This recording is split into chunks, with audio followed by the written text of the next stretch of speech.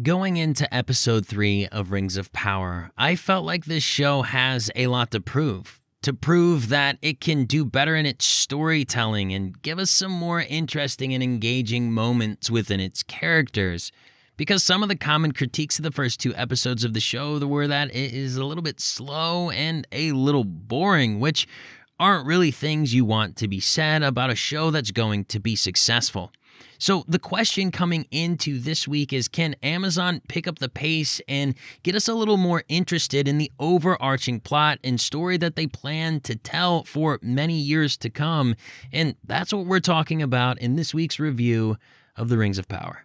The show cold opens into Arondir, and he's clearly in danger. We get some quick cuts and some shots that are out of focus in order to give us this feeling of disorientation and danger. And I feel like this is an effective opening because we are curious as to what exactly happened, where is he, and we're also given an answer into a mystery from the previous episode.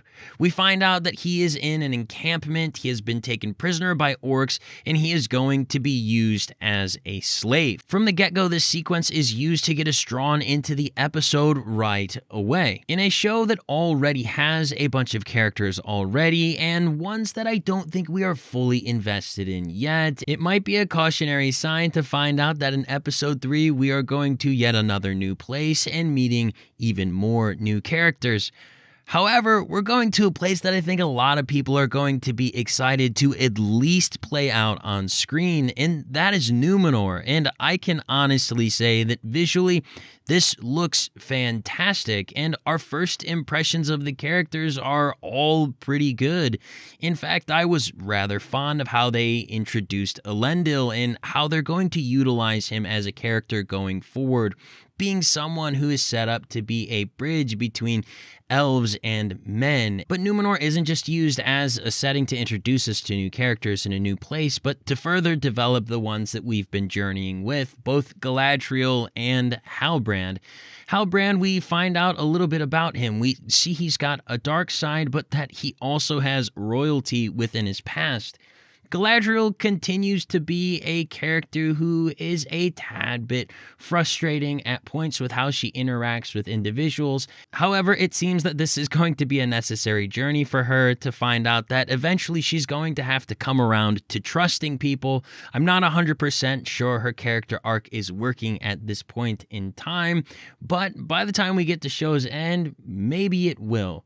And one of the things that I think can definitely be appreciated about this episode is that we get an answer to a mystery within the series very early on. And if you're trying to avoid spoilers for the show, this is a spoiler warning. I'll be talking about spoilers going forward. But sometimes what can be frustrating with any entertainment is when you have this mystery box type of element that you have to wait a long time to be revealed, and it seems like it stalls the progress of the story.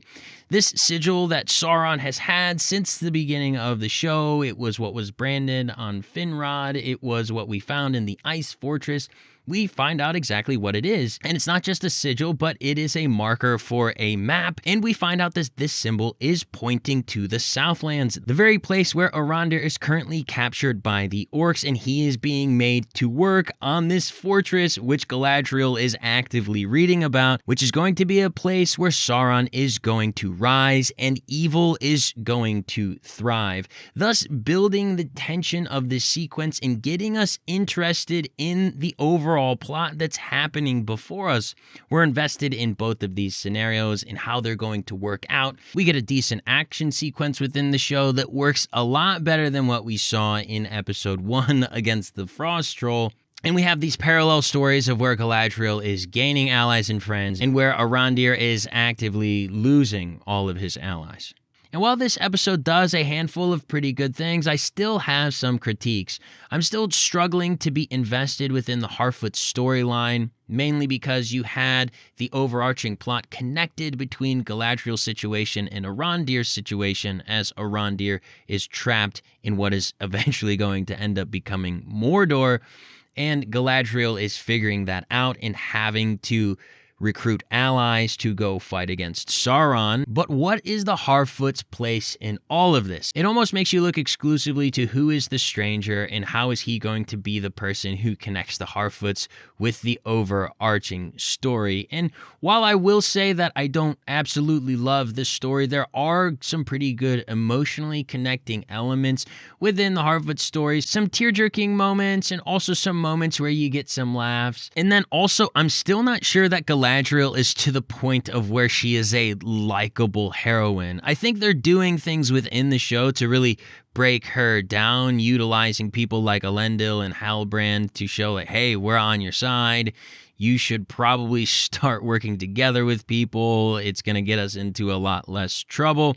I think they're doing that and they're introducing that. But overall, she just seems to be just a little bit too quick to react negatively. It doesn't really feel believable for a normal person, and it especially just doesn't really feel believable for Galadriel. Also, Numenor looks great in its wide shots, its big angle shots, but up close, some of the costume stuff is a bit strange. I feel like sailors out at sea were just a little bit too clean the first time that you meet them, and the show's costume seems to have a very TV type of feel to it. I don't know how to describe it other than using those terms, but it just kind of looks that way. And maybe it's because Numenor is this wealthy, really rich, shiny type of society right now, and that could be part of the artistic choice to do that.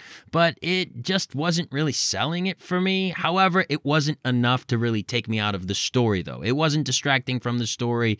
Just when you hear how much money they spent on this show, you're like, well, you would think the costumes were just a tad bit better. But in this episode, did the good outweigh the bad? And I would say that it does, because I like the story of this episode, and I really liked being introduced to Elendil. All the other characters I think are just kind of okay. Halbrand has a fascinating backstory and fascinating potential going forward. Galadriel, I want to see progress. I want to see her get to a point to where I'm really enjoying her on screen. She's our main character. She's a beloved Tolkien character. I want to love this portrayal of her, but the showrunners still haven't convinced me that this was a super smart choice at this point. I'm hoping now that we have the Mordor revelation, we're moving towards the direction of figuring out exactly what the Harfoots are doing within this show. I think we really probably need that within the next episode. I think it's safe to say that this show is definitely decent. Are we to a point where it is very good? I don't think I can say that. I definitely have some question marks, but I want to continue to watch the show. I'm not struggling to watch the show. I'm not forcing myself to watch the show. I'm approaching the show. I'm wanting to watch it. I'm enjoying watching it, and I do think that this week the show got better. But that's enough of what I think. What did you guys think? Please let me know down in the comments below. If you enjoyed the video, please give it a thumbs up and subscribe to the channel if you're interested in more Lord of the Rings or Rings of Power related content. For now, I'm signing out, and I'll talk to you guys next time on Parallel Quest. Bye-bye.